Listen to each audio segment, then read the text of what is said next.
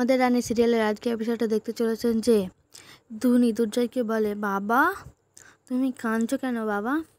তখন দুর্জয় বাবা ডাকটা শুনে ধুনির মুখে খুব খুশি হয়ে যায় আর ধুনির দিকে তাকিয়ে থাকে। তখন রানীও খুব খুশি হয় বাবা ডাকাতে, ও বাড়ির সকলে খুব খুশি হয় আর চোখে জল নিয়ে ধুনির দিকে তাকিয়ে থাকে বাড়ির সবাই। আর ঠিক তখনই দুর্জয় কাঁদতে থাকলে ধুনি দুর্জয়ের চোখের জল মুছিয়ে দেয়। আর ঠিক তখন দুর্জয় ধুনিকে বুকে টেনে নেয়। সেটা দেখে বাড়ির সকলে, দুর্জয়ের বাবা, দুর্জয়ের মা খুশিতে আত্মহারা হয়ে পড়ে আর ধুনির দিদার চোখের জল চলে আসে। আর তারপরে দুর্জয় ধুনিকে খুব খুব ভালোবাসে আর বুকে টেনে নেয়।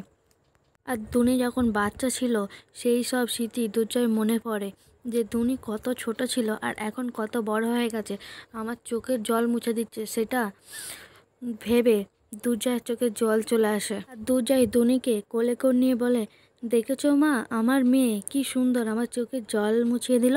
আমার মেয়ে কত বড় হয়ে গেছে, আমাকে বাবা বলে ডাকছে।